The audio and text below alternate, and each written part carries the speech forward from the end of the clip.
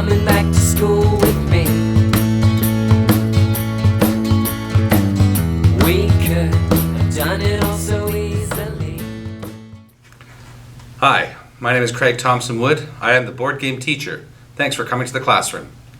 Today we're taking a break from our regular programming, which usually entails looking at games that are suitable for the classroom. Today what I'm doing as the teacher is I'm going to be teaching how to play a board game, which I think really needs a good how-to play video.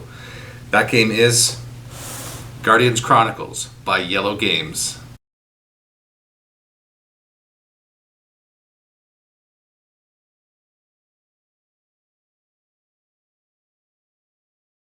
Out since 2014, Chronicles has really fallen under the radar.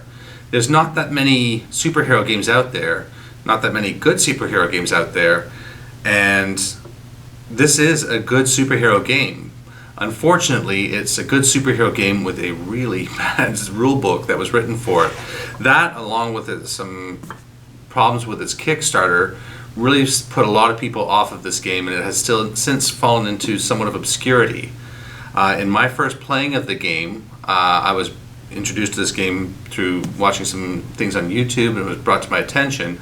I was really curious, really excited to try it, but when my friend and I first played it, it literally took hours just to do the simple introductory mission because it just took us so long to get through the rules and to figure things out. I thought I knew the rules, but apparently there's just so many things in there that I didn't understand.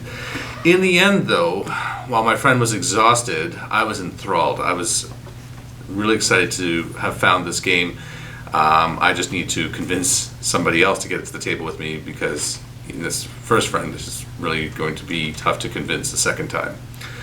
But it's a great game, and I think that maybe with the help of this video, maybe some more people will be able to get past the rule book and get this game back to the table. So that's my mission here today. Let's get Chronicles back to the table. If you're watching this video as a means to learn how to play the game, and there's maybe just one or two things that you don't understand and would maybe like some clarification on, then I would love to be able to put in some annotations, beside me here or something right now, like I've seen other people do, which would then link you to a future part in the video. However, just since earlier this month, May 2017, YouTube has discontinued those links and I can no longer do that. What I am going to do in just a second, though, is I'm going to be putting a little page of all the sort of chapters, if you will, inside this video and at what time spot to find them in. So you can just maybe look at that and fast forward to the spot where I can help you with the questions that you may have. And that's coming up in 3, 2, 1.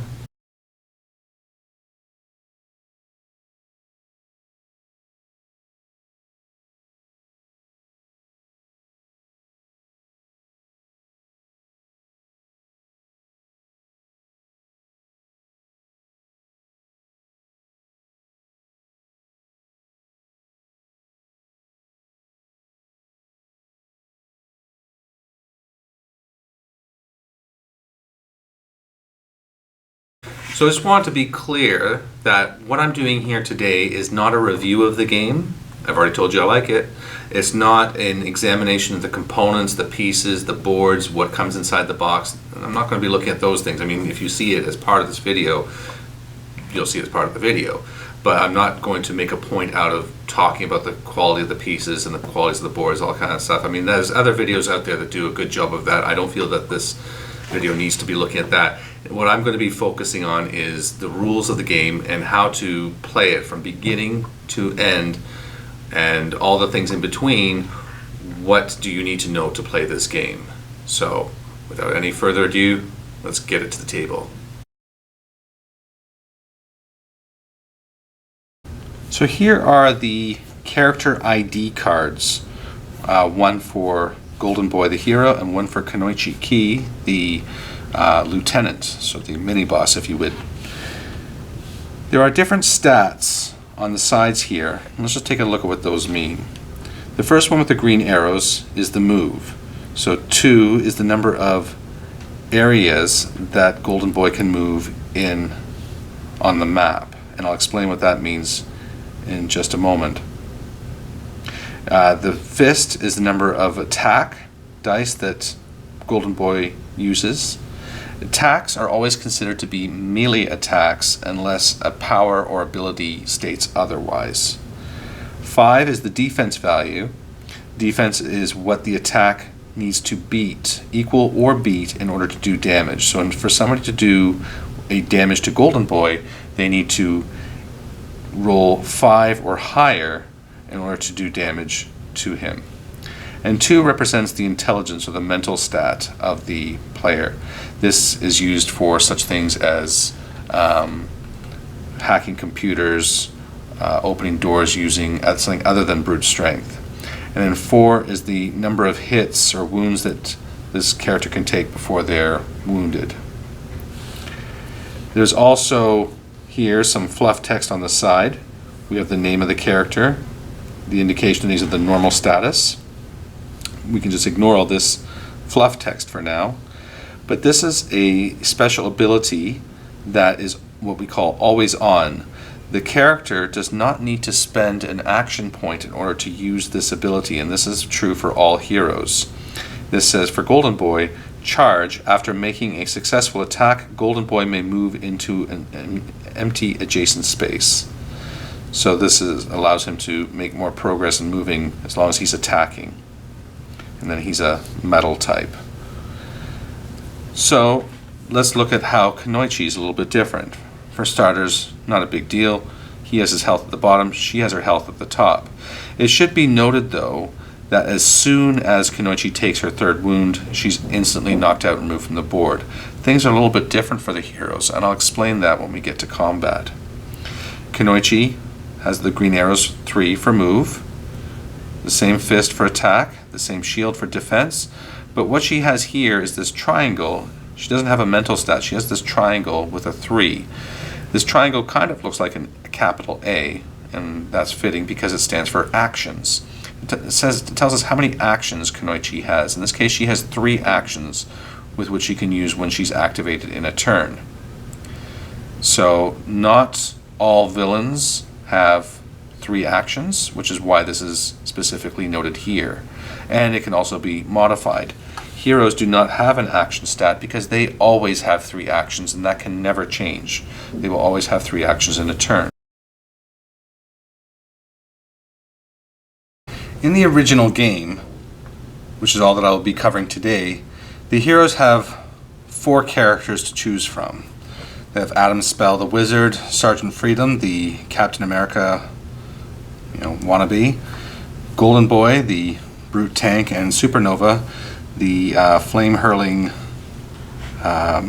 blaster of the group.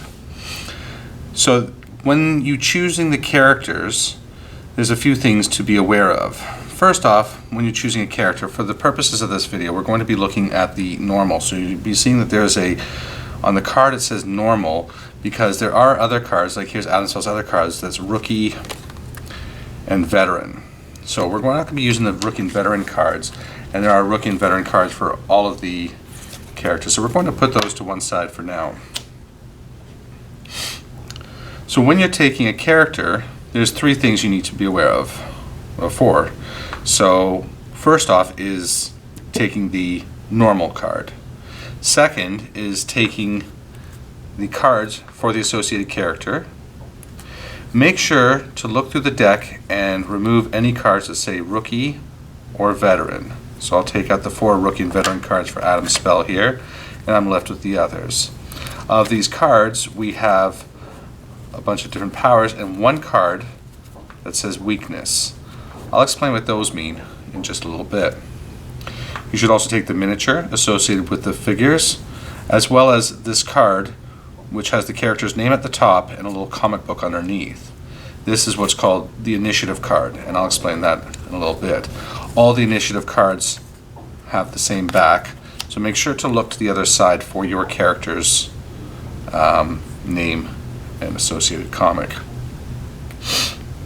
Once you've chosen a character with a normal level, you're going to turn it to the back to find out what is the mission for Adam Spell. In this case, what you're going to do is you're going to roll 1 dice, one of these white 6-sided dice. You roll it, and with the blank side then you find which side it is. So in this case, it'd be you put the last damage token on the master villain. So in order for Adam's spell to achieve his personal mission, which is not secret, it's known to everybody, he has to be the last one to put the damage token on the master villain. So when fighting Dr. Skarov in this case, he has to be the last one to give him the coup de grace. If he does, then he gets this blue piece of newspaper, which I will explain in the newspaper section. Once all the characters have chosen their heroes, have their proper cards and initiative cards and figures, the heroes are ready to begin.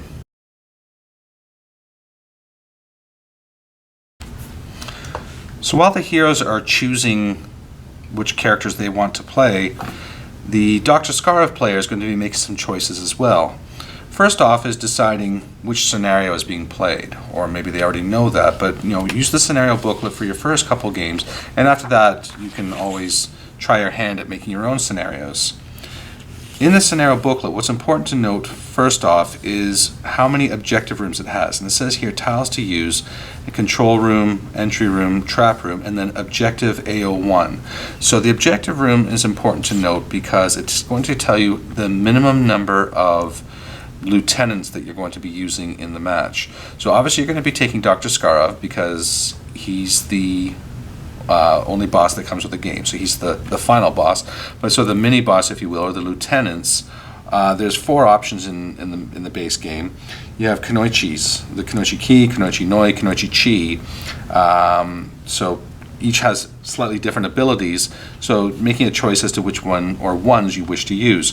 As I said, there's a minimum of 1 lieutenant per objective room. So in this case, in this first mission, Scenario 1, Save Zerkovia, with 1 objective room, you would have at least 1 lieutenant. If the players are experienced and you're finding that maybe it's a bit too easy for them, then feel free to ramp it up. The rules say, are pretty loosey-goosey about it. They say you can use as many lieutenants as you want depending on the challenge that you want to provide the heroes. Then there's the acolytes, and forgive me if through the tutorial video I called them androids because they're robotic minions here, but they're called acolytes. So the three types of acolytes. You have the androids, the gynoids, and the arachnoids. Each has their own different abilities, and you're going to make a choice as to which ones you want to use. There's a maximum of 1 type per hero that's being played. So with 1 hero type, you're playing only 1 type of acolyte. If you're using 2 heroes, you're using 2. If you're using 3 or more heroes, you'll use all the acolytes that are available here. Again, if you have more sets, then maybe perhaps you can add on acolytes from a different set for a 4th type of acolyte, if that suits you. So once you've made all those choices, you're ready to start setting up. So let's take a look at how that's done. For the setup, you'd be consulting the map provided in the scenario book for the times that you're using the scenario book for your missions. In this case, it tells me to use tiles Control Room BO1, Entry BO1, Trap AO2, and Objective AO1. So I look for the names on each tile to find the ones that I want. Now, for Entry BO1, keep in mind that Entry AO1 is on the back side, so if you can't find BO1, look for the other side of AO1. You set them up in the proper configuration, looking where things are in the map, like the missiles are on this side, the generators down here, and so on. And then putting the doors in the appropriate places. You're then going to put Dr. Skarov as indicated in the proper place. And then Dr. Skarov, in this case, let's say Dr. Skarov is up against 3 heroes. Knowing he's up against 3 heroes now, what Dr. Skarov needs to do is, first off, place 1 lieutenant in the one and only objective room. So we'll put Kunoichi into this room here, and she can be on any space in the objective room. But now, knowing that Dr. Skarov is up against 3 heroes, what Dr. Skarov is going to do is look to the reinforcement spaces on the board. There's 3+, 1+, 2+, 1+, 1, 3, 2. So in a 3-player game, Dr. Skarov is going to put minions on each in every one of those spaces. If Dr. Scarve is only up against 2 heroes, then the 3+ spaces would not be used, and only the 1 and 2 spaces would be filled with his acolyte minions. So all the reinforcement spaces on the boards would then be placed with the acolytes of his choosing. Once that's done, the heroes will then begin on the green spaces on the entry board. It can be on any of those 4 green spaces. Maybe she can be there. And once that's done, the players are all going to drop their cards, get their dice ready, and you're ready to begin.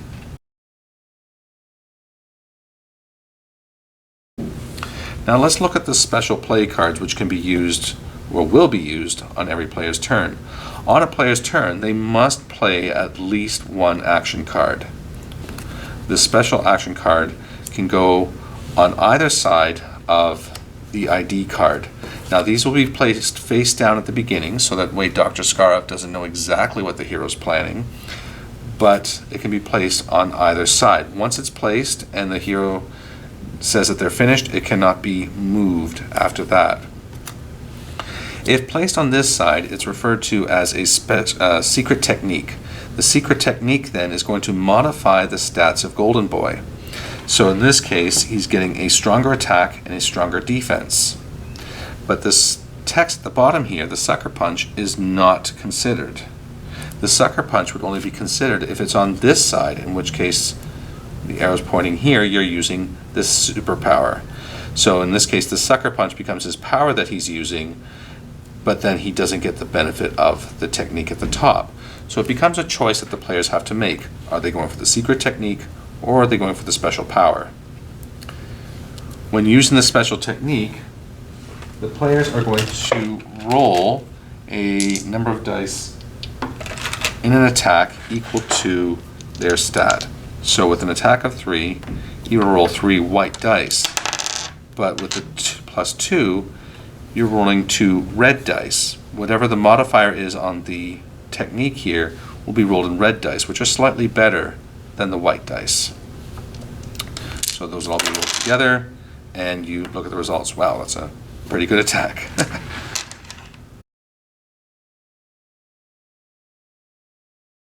So the player cannot get all their cards back until they have played their weakness card. Now, there is a lot of strategy as to when to play this. One, because you want to be making sure that you're doing this at a time where it's not going to be totally messing up your plans. So in this case, pointedly looking at team members is Golden Boy's weakness. He's not very bright. Your allies lose 1 mental until the end of this turn, and Golden Boy can only move. So that's a downside of the weakness, is that it's not only going to hurt you, it's going to hurt everybody in your team. So doing this while you're trying to disarm the missiles, for example, not a good idea.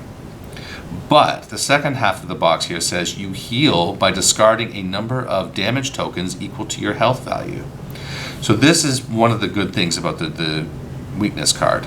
Although it does have the bad effect at the top, every hero has the ability to heal once they play their weakness card. So that can be part of the strategy as to when do I need to do this.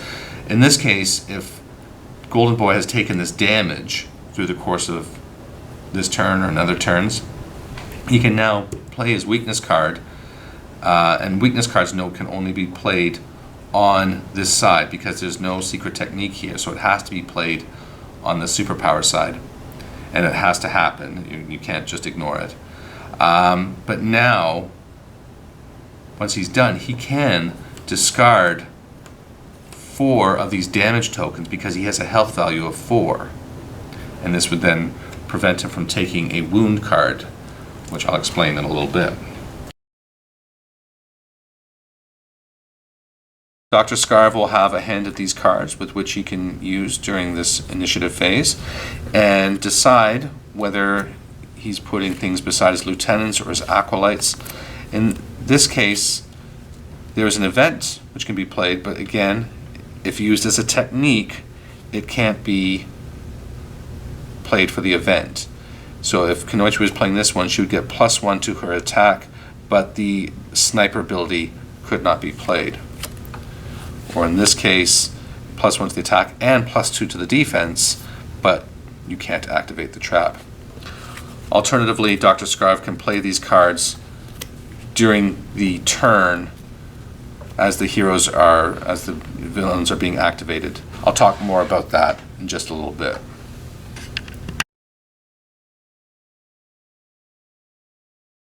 When moving, it's important to understand the difference between terminologies used in the game of spaces and areas.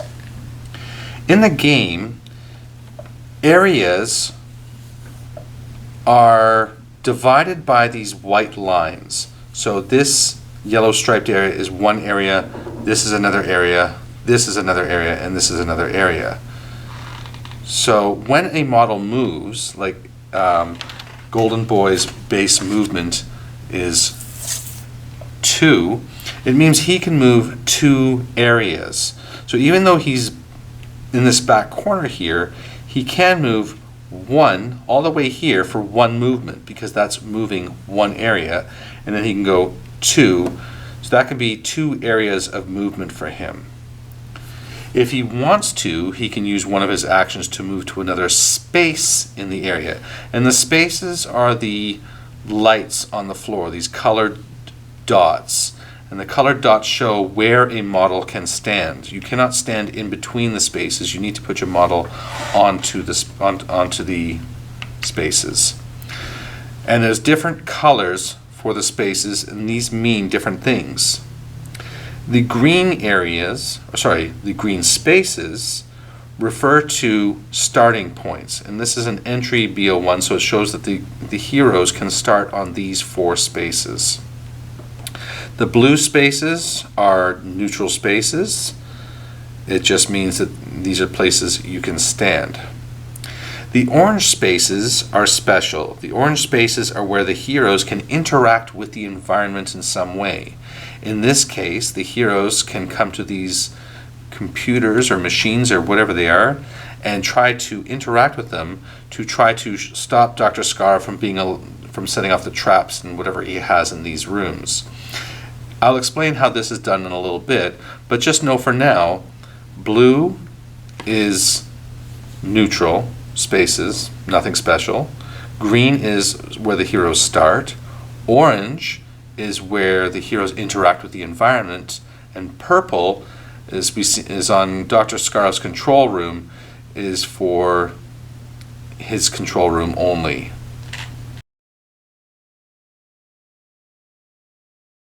When a hero is moving, if there is a model, an enemy model, already in the area with the hero, they can move to the next area without being attacked, but that costs them their whole movement action.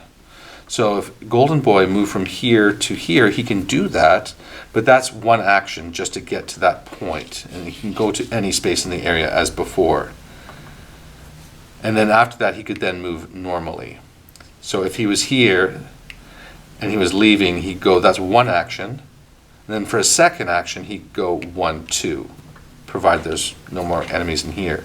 Similarly, if he's starting somewhere where there's not an enemy, he can go 1 into that area with an enemy, but that's it. His movement has to stop there. If he wants to move into an area, but it is filled with enemies, he cannot. He cannot move into it, he cannot move through it, because it's filled with enemies. Even if there was one friendly in there, he wouldn't be able to enter this area or get through it until a space has been cleared. However, if Kunoichi was on the other side, and she wished to, she could come through because these models are all friendly to her. She just can't stop in this area because there is no spaces for her to stop. But she could come through no problem. These spaces are where the acolytes reinforcements come in. The heroes may never move on to these spaces, and the acolytes, once they come off that space, may never move back onto those spaces. And that about covers it for movement. Let's look at attacking. So in this situation here, Golden Boy now wishes to make an attack. So at the start of the turn, he's going to look at the cards he has available, and he's going to pick out the cards which are going to help him with making these attacks. So maybe he's chosen this card, giving him a very strong attack. He's not going to be moving very fast or very far at all, but with his special movement, that's okay. He can make this work. So when Golden Boy now goes to make his attack, he has an attack of 3, which means he's rolling 3 of these white dice. He then has a boost of 4, which means he's rolling 4 of these power dice. So the power dice refer to the boosted attack of the heroes. So whatever their boost is here on their special technique will be rolled with power dice as opposed to the regular combat dice. So for his first action, Golden Boy is going to make his attack. So rolling all the dice, we're going to put an android there just because I have the android card out, and boom. So he's rolled 2, 4, 5. The POW counts as 1, and he gets to roll another one. I'm going to re-roll this one because it's got nothing on it. So 2, 4, 6, 7, 8. He's rolled 8 versus the android's defense of 4. So that means that Golden Boy has destroyed the android. Villains, unlike heroes, once they have taken their threshold and wounds, and you see the androids only have 1 wound, they're immediately removed from the board. And at this point, we can use Golden Boy's always on power, which is his charge. So after making a successful attack, he may move into an empty adjacent space. So he will now move here. Now from here, Golden Boy could not attack Kunoichi because there's this thing in the way. If you want to attack an opponent, you have to be able to trace a line between your space and their space without intersecting or bumping into anything else. In this case, it's clearly bumping into the corner of this wall. And certainly you can't attack through the wall. So once he's moved 1 space, now he can attack Kunoichi. So he is going to then roll again. So he's rolled 3 POWs now. So with the 2 white POWs, I'm going to roll 2 more white dice. And I rolled a POW again, so I'm going to roll 1 more white dice, and another POW, and you keep rolling POWs, but at this point, we already know that Golden Boy has hit 1, 2, 3, 4, 5, 6, 7, 8, 9. He's easily hit Kunoichi's defense of 6, so she's taken a wound. So at this point, we would put 1 wound counter onto her.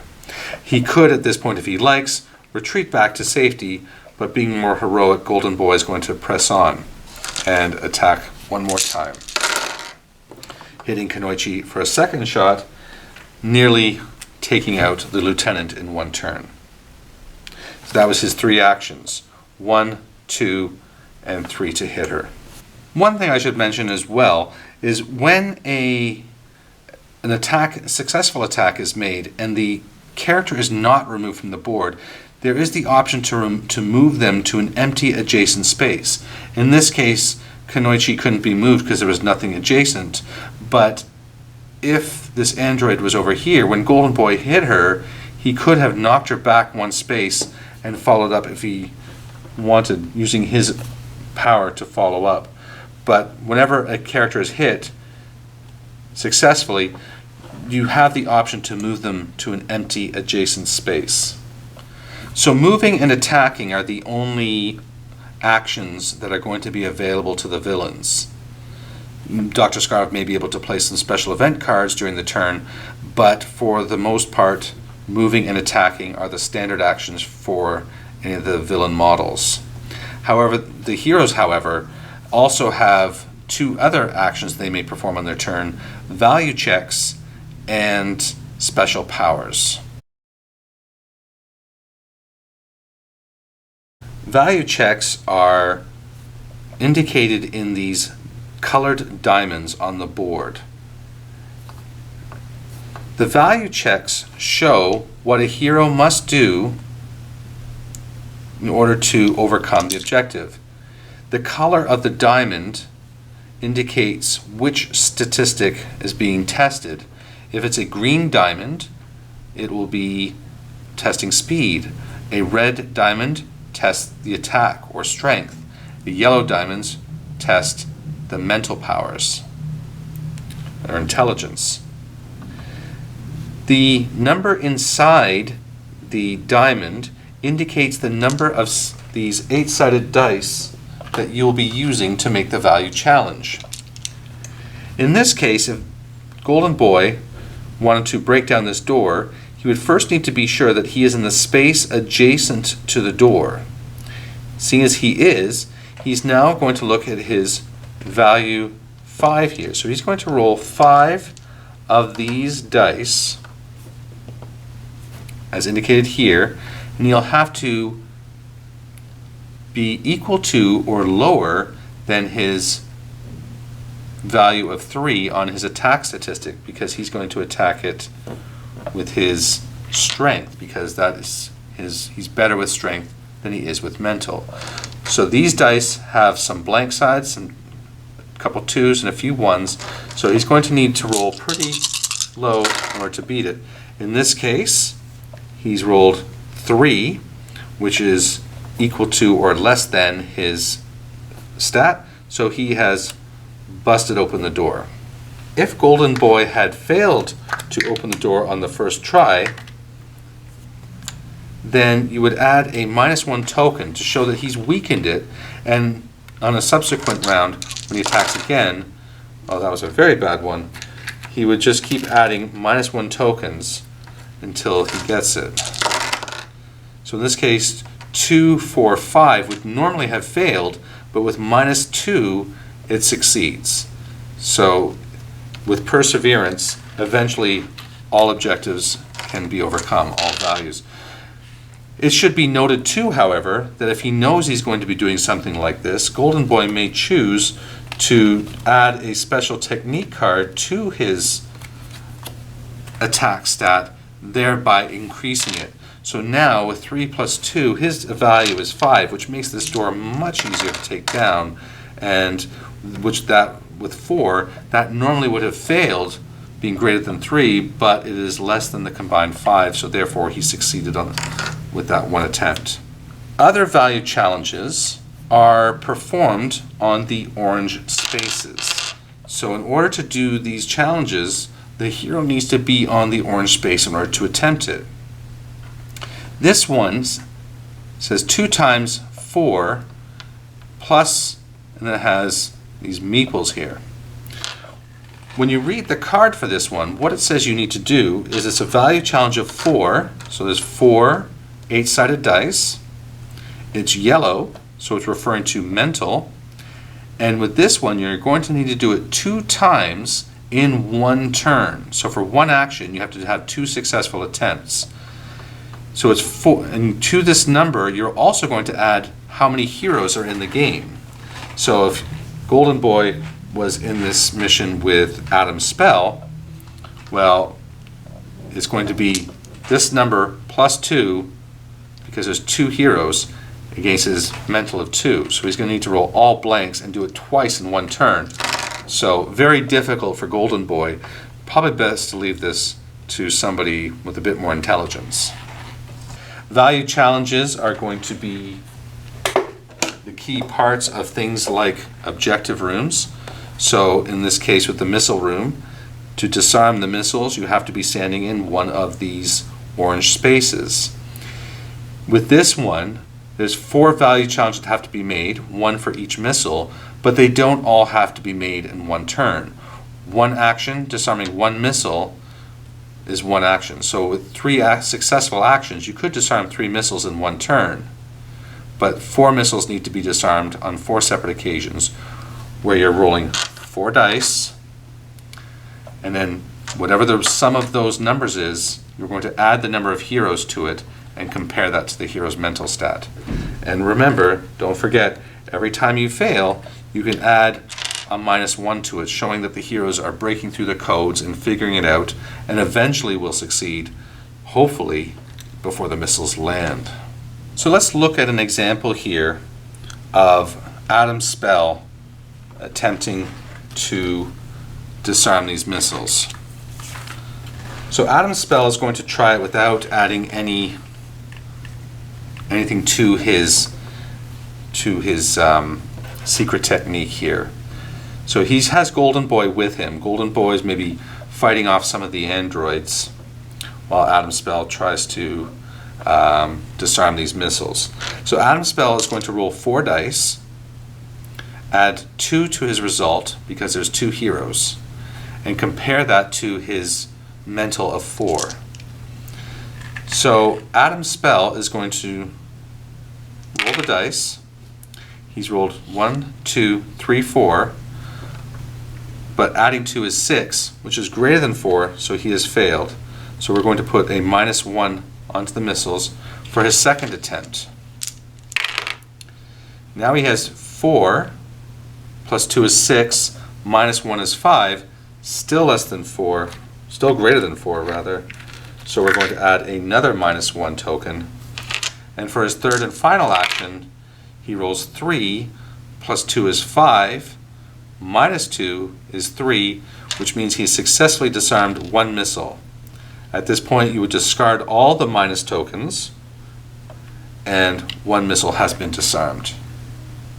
1 down, 3 more to go.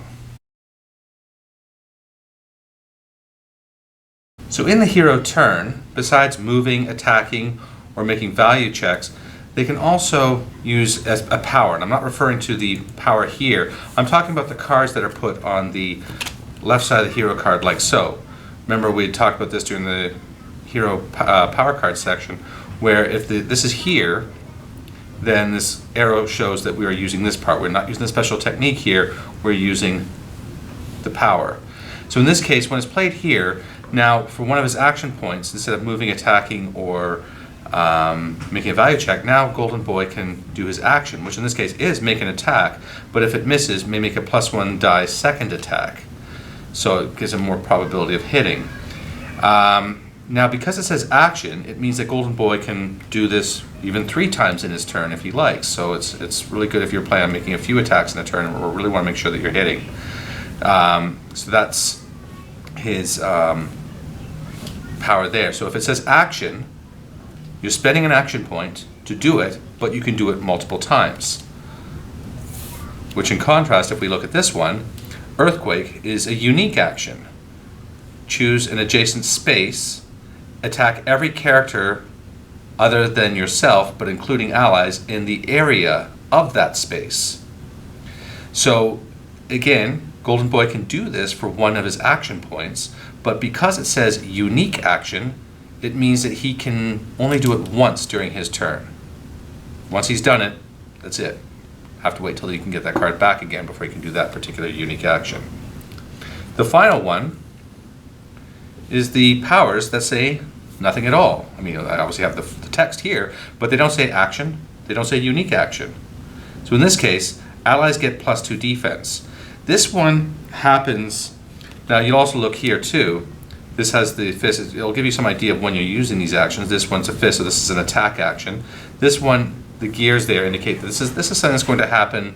This one stays active with Golden Boy as long as it's in front of Golden Boy. Just like if any hero has a power there that has nothing, as long as it's in front of that hero, that particular hero, it's going to stay active. So in this case, adjacent allies get +2 defense. So any allies adjacent to Golden Boy are going to get +2 defense. Obviously, this is only going to work during the villain turn, so it only makes sense that it's something that's always on. But it doesn't cost Golden Boy any action points or anything else just to use it, or even to set it up. As long as he has it, put it there during the strategy phase, it's on. And it will be on until the next strategy phase when a new card goes down, or actually until the end phase, until that's discarded. Yeah. So that's the special powers.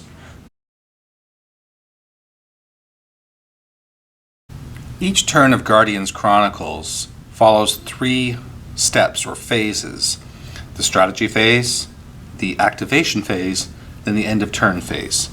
Let's look at each of these in order.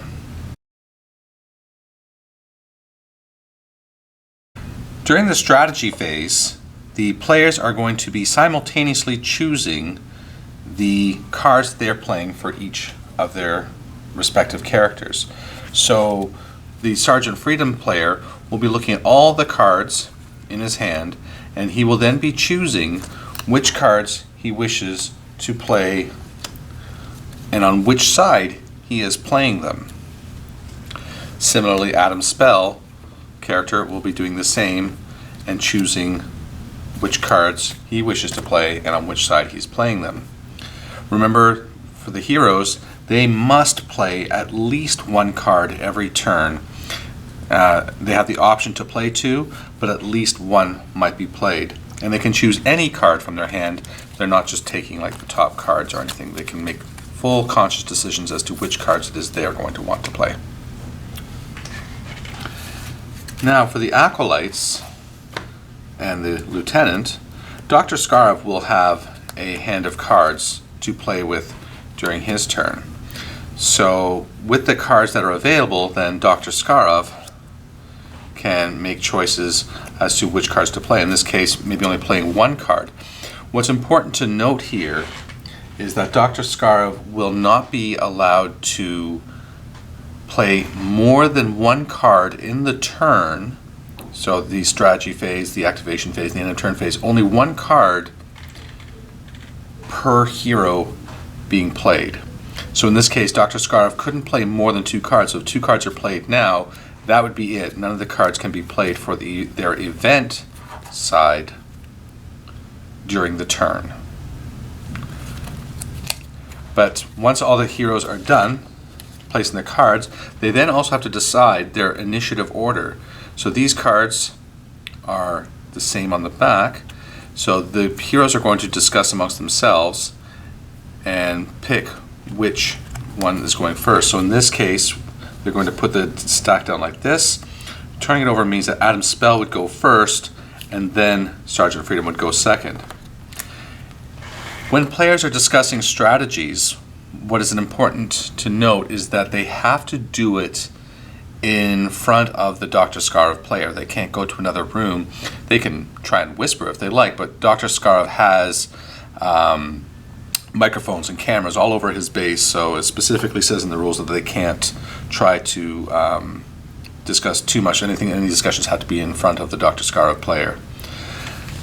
And so he can have some idea of what they're maybe trying to do, but the face down cards will prevent them from having perfect knowledge.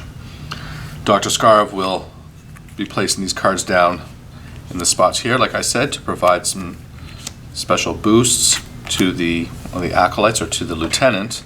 But once the heroes have finished their cards, have finished their initiative, claim that they're done, the Dr. Scarab player can then move or remove the card. They can make one more change before the turn actually begins, because, well, he's a villain and he plays by his own rules.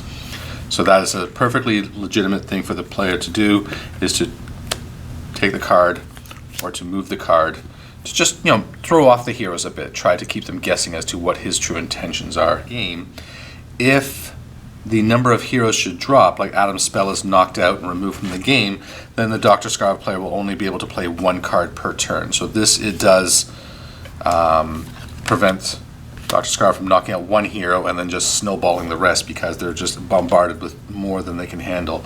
Then this scales down to number of heroes in the game at all times. Once all that is done and the players are ready to reveal, you go on to the activation phase.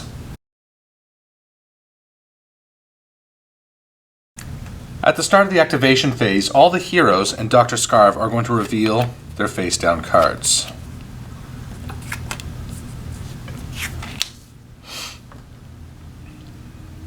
The heroes are always going to activate first in every round, so they will then reveal the first character in the initiative. In this case, as we pointed out before, Adam's spell is going to take the first turn. Once they are done, Dr. Scarab is then going to choose which of his three, which of his three here he's going to activate.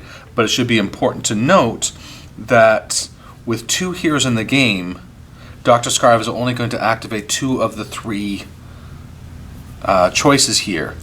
So he's not going to be able to do all three. And again, if Adam's spell or Sergeant Freedom is knocked out, then he'll only be able to activate one in a turn.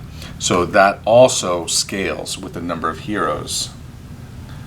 Once they're done, then the Dr. Scarf player will put a token, an activation token, onto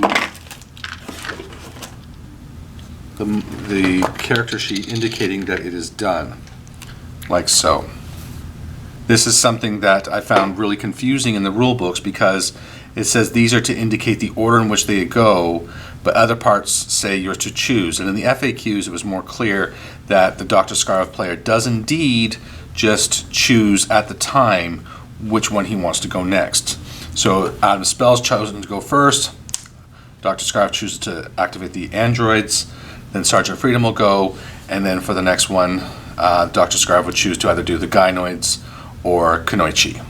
And then once those are done, then the turn is over. During the activation phase, the Scarf player can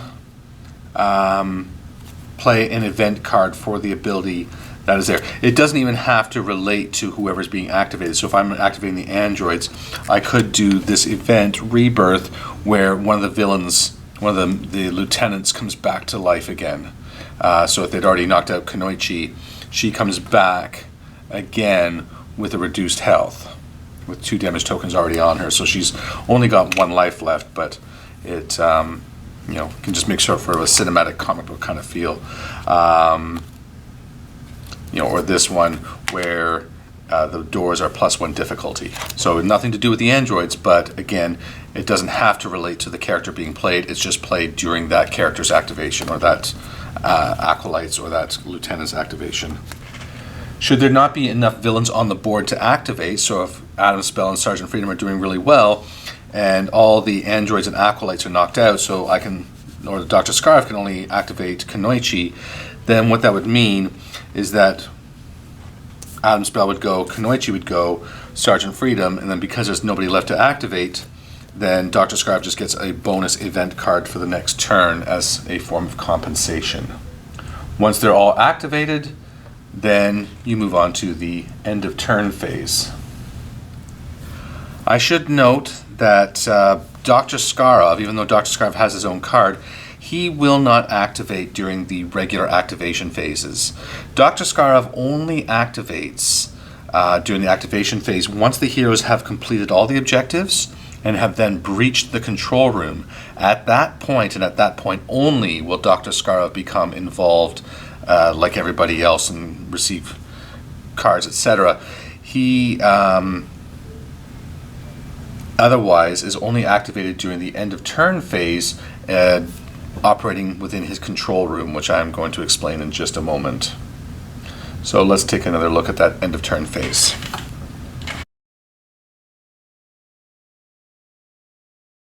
During the end of turn phase, there are 3 parts: the room activations, objectives, and cards and wounds.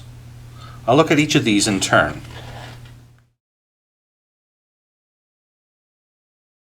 Earlier I had mentioned that Dr. Scarf moves around on the room activation portion of the end phase. Let's look at that in more detail. Now that we've talked about tiles and value checks, what he does should make a lot more sense. Depending on the configuration of the map, the purple dots inside the control room should match the configuration of the base. So for example, in this base, it's 2 by 2. 2 in the front, 2 in the back, so we have 2 in the front, 2 in the back. So each of these purple spaces corresponds to a different tile on the base. Where he's standing right now corresponds to this tile. If he moves over, it corresponds to this tile, and finally to his control room. During every end of turn phase, Dr. Scarf is going to move to another purple tile, and to be clear, according to the FAQ, he must move every turn, which prevents him from standing on one space turn after turn, activating the same room over and over again.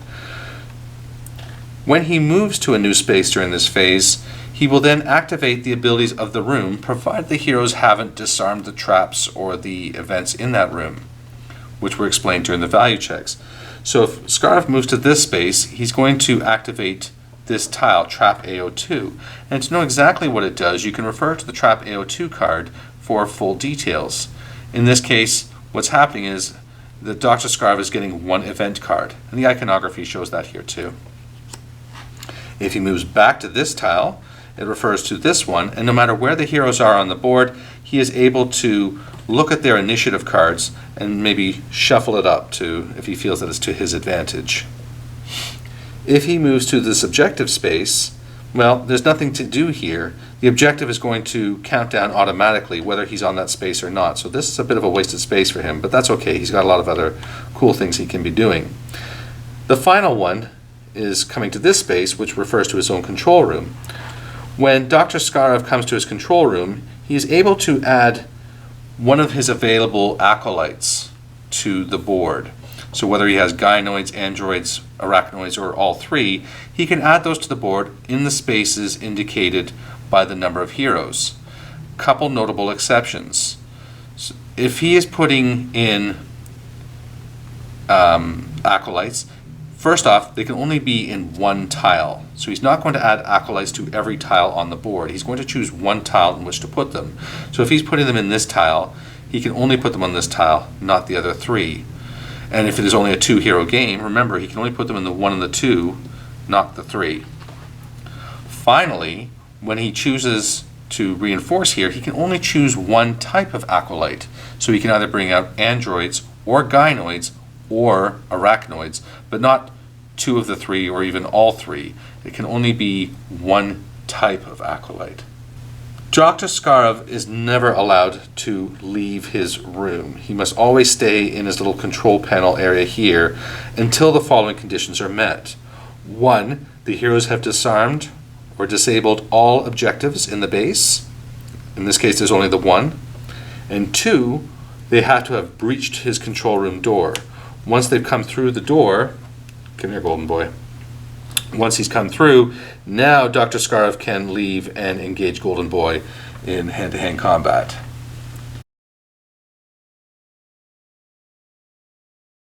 The objective parts, any objectives which have not been completed by the heroes will be resolved as indicated on their description card. In this case, objective AO1 has a card which indicates what happens if the heroes have not disarmed all the missiles. In this case, what happens is this missile token continues counting down until the missiles are launched and finally hit their target.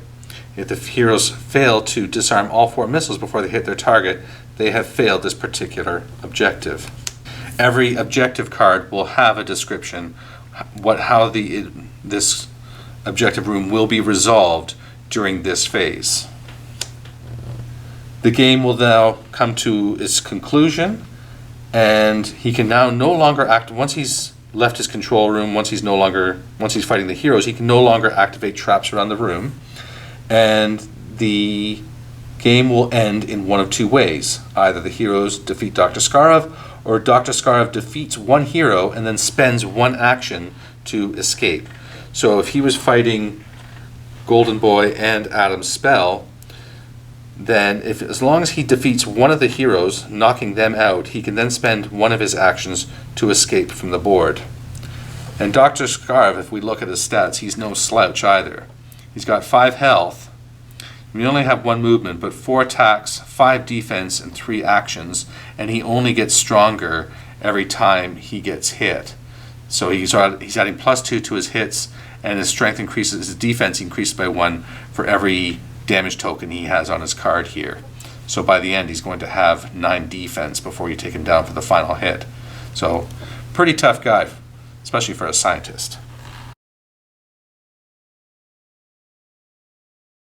And so the final part of the game here, which is not really necessary, but it's kind of fun, is the newspaper.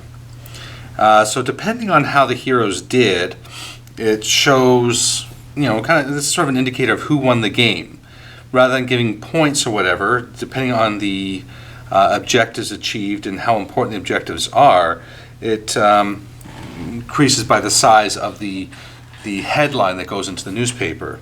So in our game, which I was showing before, I was using Adam's spell and Golden Boy for the two heroes for the examples.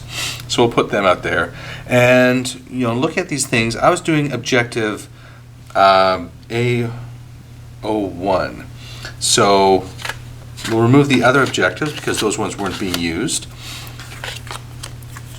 And now, did Dr. Skarov knock out the heroes, or did the heroes knock him out without losing anybody? So let's say that, you know, Skarov was able to knock out Golden Boy. So we'll turn Golden Boy. So what happens when it's a red side? It indicates a Skarov victory. A blue side indicates a hero victory. So in this case, Golden Boy unleashes brutal force does not happen. Case, it's one of my favorites actually. Golden Boy, is he dumb? And an Atom spell achieved his, so that one can go here, making that piece of it. But let's say they did succeed in stopping the missiles. So 10 million lives saved, Armageddon averted.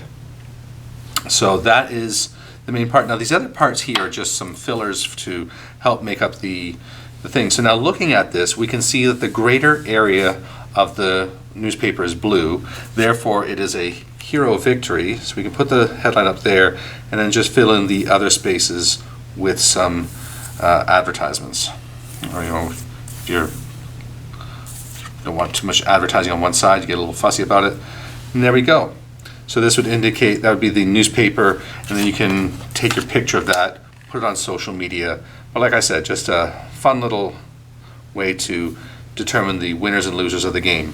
So just looking at the objective numbers, what heroes were involved, and whether or not Skarov was able to knock anybody out. It also should be noted that when we looked at Adam Spell's personal mission objective, so remembering we had the personal objectives, and I'm just looking for it right now. So let's look at Golden Boy's here. So remember, on the back of his normal card we have the missions. If the hero does not succeed in them, if they're knocked out, they're automatically on this side. If they don't succeed in achieving their mission, then it's also Adam Spell. Who's that guy? So in this case, it's an equal number, equal area of red to blue. So in this case, it's a draw. The heroes may have defeated Dr. Skarov, and well, they may have saved all those lives, but really Skarov comes out looking like he's more of a threat than the heroes are. So it would be a neutral ending. So 3 things to consider. Well, 4 things. 1, the objectives that are met, matching the objectives to the objective name to the objectives on the map. Whether or not Skarov managed to knock out any of the heroes, and whether the heroes were either A, knocked out, or B, able to achieve their missions on their card. And that's it.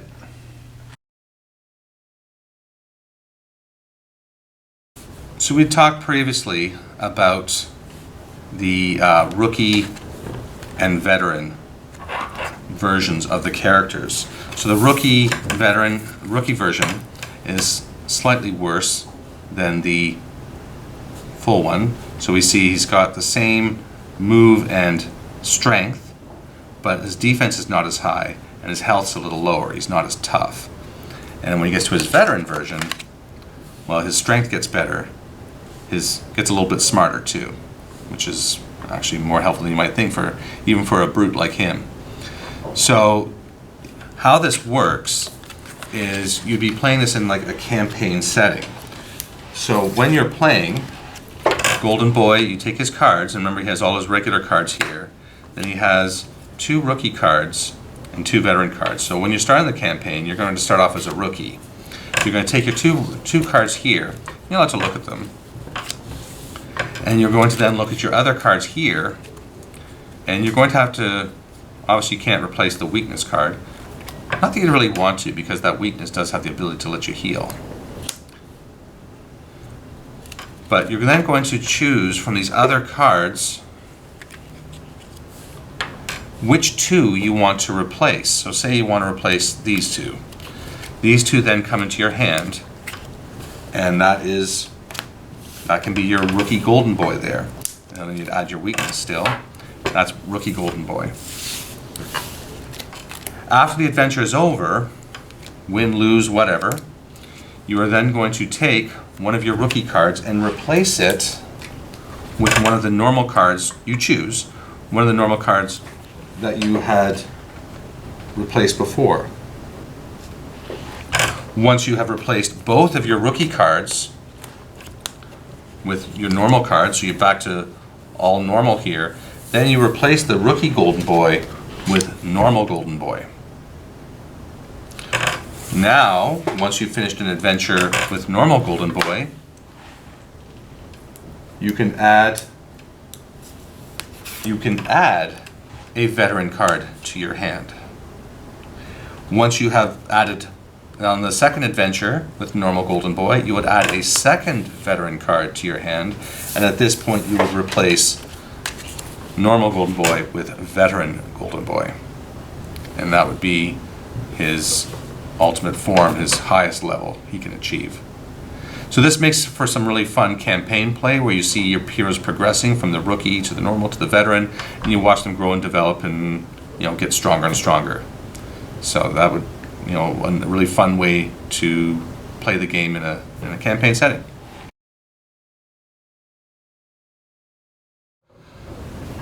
All right, I thought it would be helpful to have a run through of one turn of the game to make it more clear as to how things progress from start to finish in a turn. So what I'm going to do is I'm going to take the first mission in the scenario book, the Save Zirkovia, where you're disarming the missiles, and I'm going to have Golden Boy and Adam Spell take one turn through that. So for this, all the choosing of the things would have been done. The setup of the board would be done as well, and I'll show the board already set up when we get into the activation phase.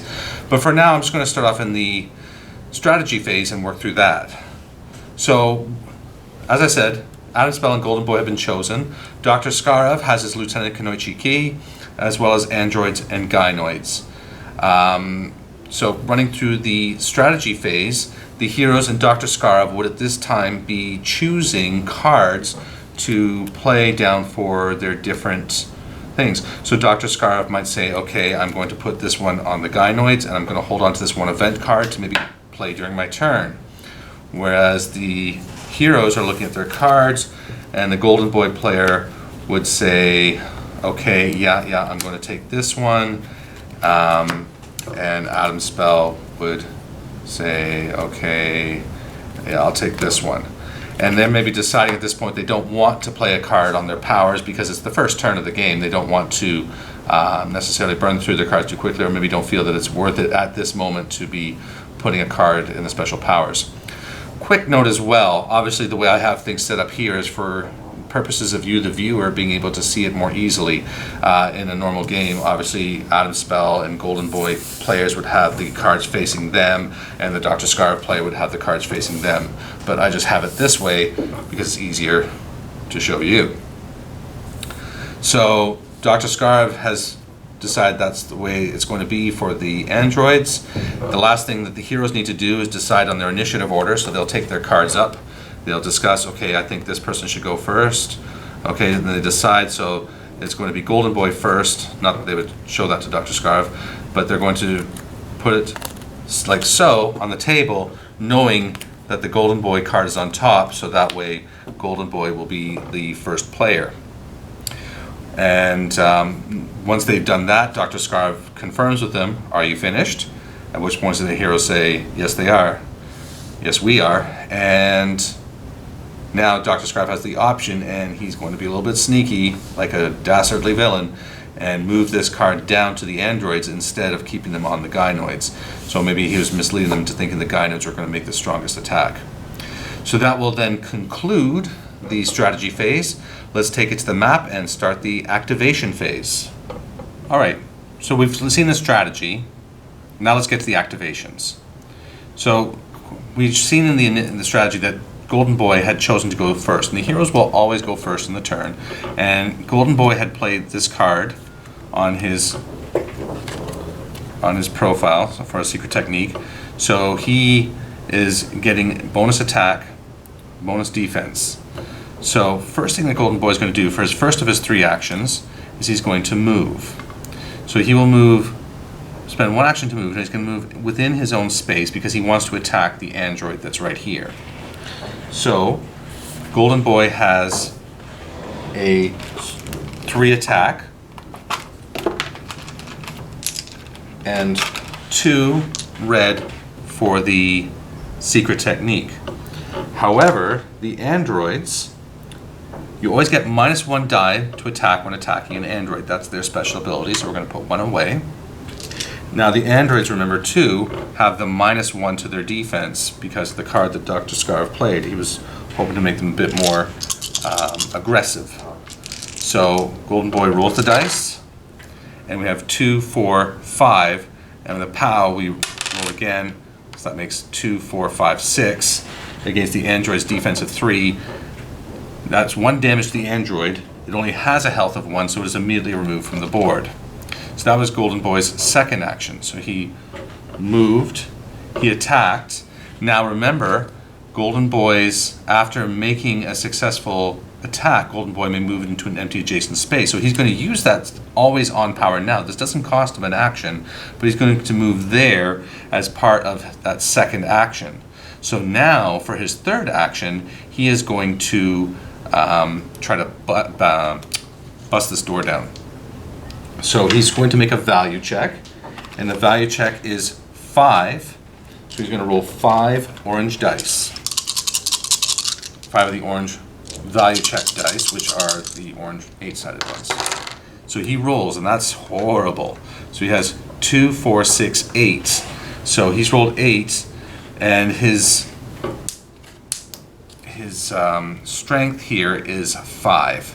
So he was unsuccessful in breaking the door down, but what we will do is we will put a -1 token on there to show that the next person who wants to have a crack at this door is going to do so with a -1. So, oops. Now that's -1. I would assume it's only -1 to the strength, so if they want to do it with the mental, it's still going to be the 3 yellow.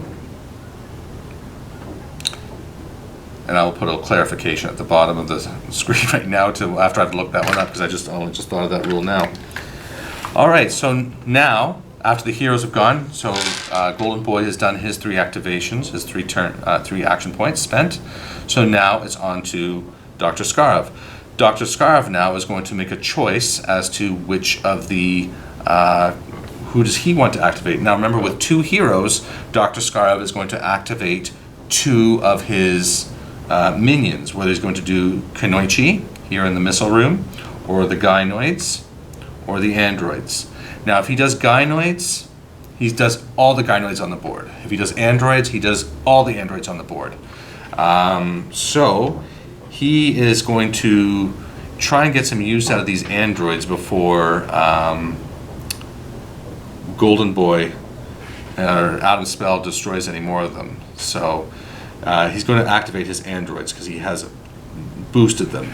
So the androids are going to move. So the androids have 3 movement, 3 plus 2 power dice attack, and 2 action points. So they can do 2 actions. So the first android I'll move is right here. Let's start from the furthest and work our way in. So we'll go here. So this guy will go 1, 2, 3.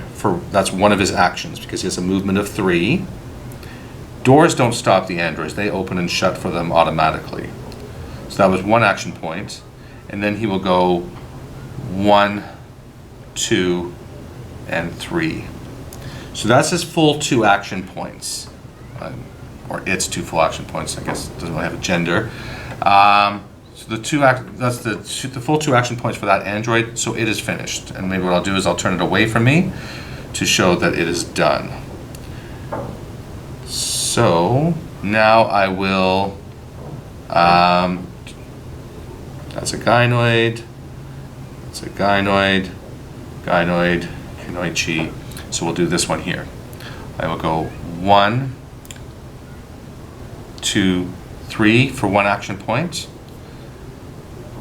and then 1, 2, and he has to stop in here because Golden Boy's there, so he can't spend his third action point to leave because he's entered an area with an enemy. And then for this one, I will go 1, 2, 3 for his first action. Now for his second action, I am able to attack Golden Boy because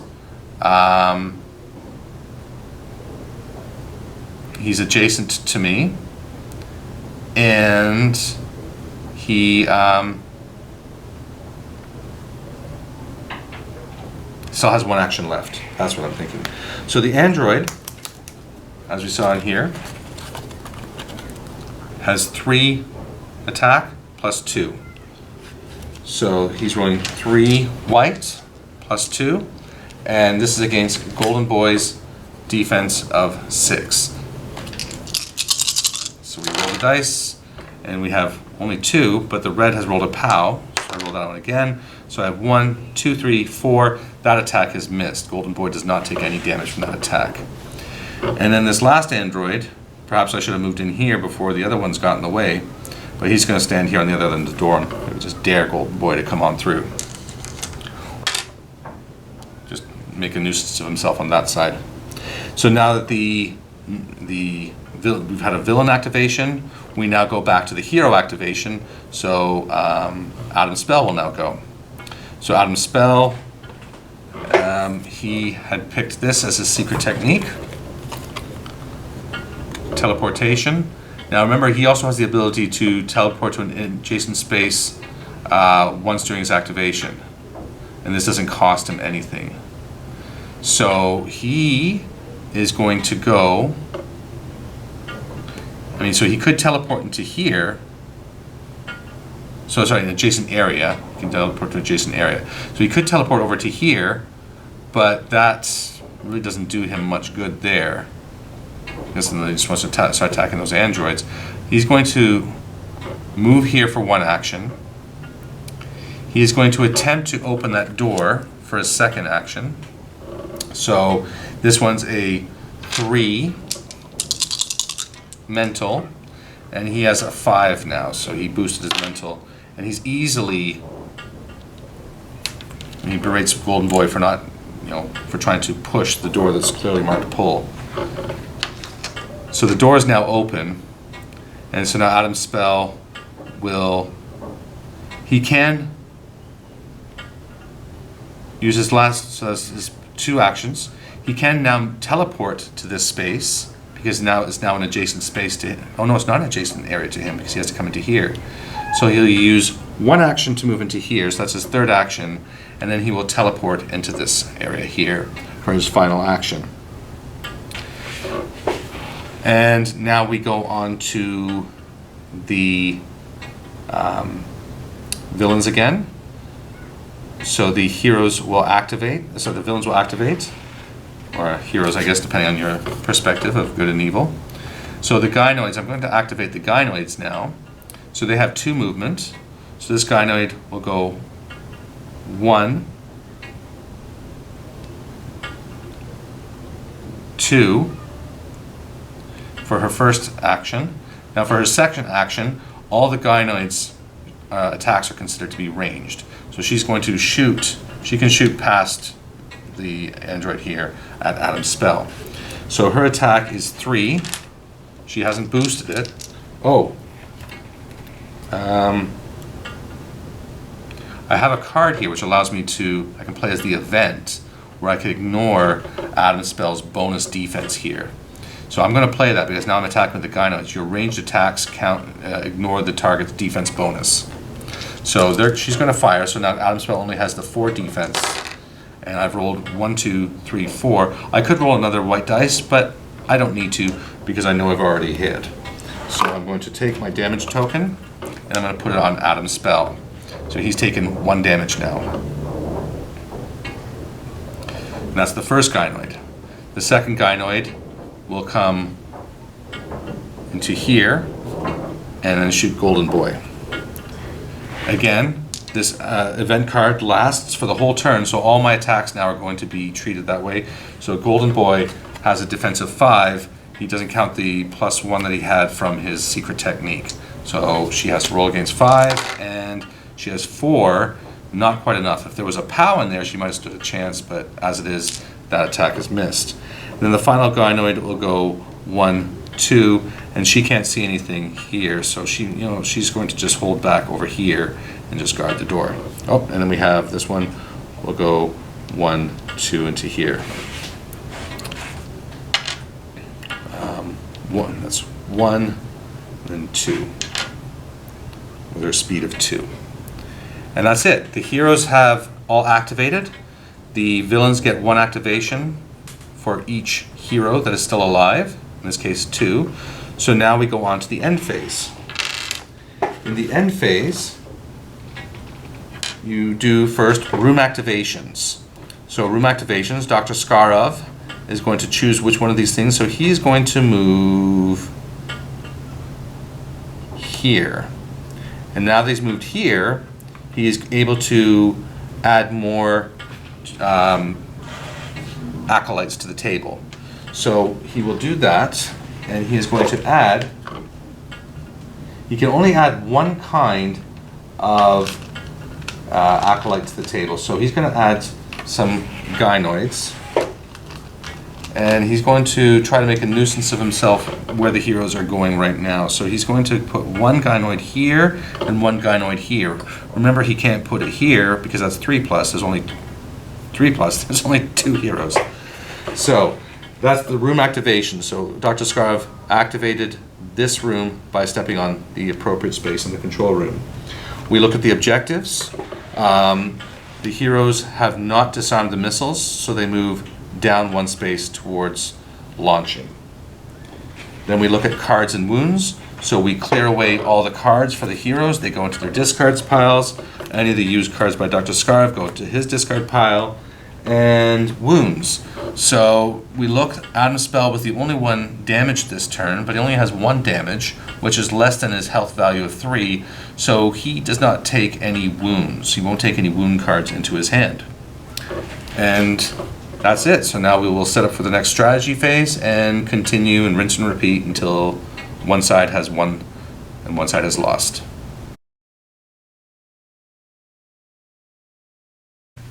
And so that's it for Guardians Chronicles.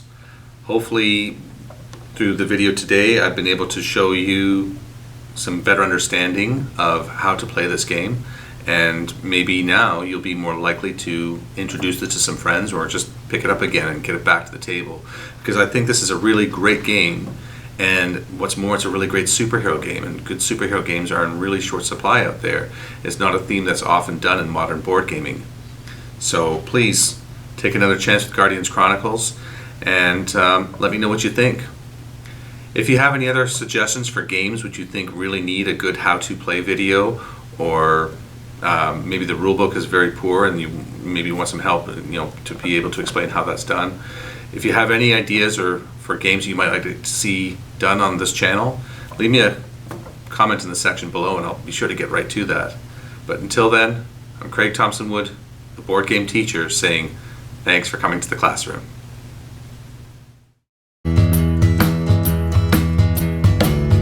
Are you coming back to school with me? We could have done it all.